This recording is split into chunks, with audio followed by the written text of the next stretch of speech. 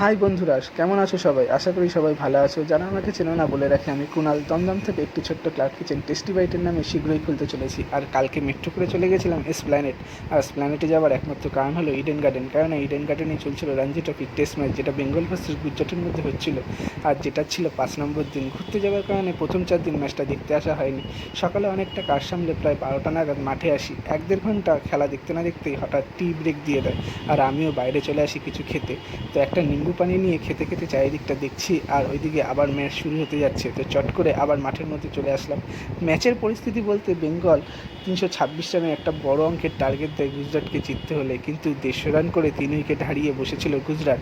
গুজরাটকে জিততে হলে 173 রান করতে হবে, আর বেঙ্গলকে জিততে হলে 7 উইকেট নিতে হবে। আর তখনই শাহবাজ আহমেদের 3 উইকেট আর বাংলার বাঘ মোহাম্মদ শামি দুর্দান্ত বোলিং করে 5টি উইকেট নিয়ে গুজরাটকে অল আউট করে বেঙ্গলকে 141 রানের জয় এনে দেয়। ম্যাচটা দেখে খুবই আনন্দ পেলাম, আর এই ম্যাচের মুহূর্তগুলোই বন্ধুরা তোমাদের সাথে শেয়ার করলাম। যারা যারা আমার এই ভিডিওটা দেখছো, ভিডিওটা পছন্দ হলে ভিডিওটাতে একটা লাইক করে দিও, আর একটু শেয়ার করে দিও, আর পারলে অনেক অনেক কমেন্ট করে দিও।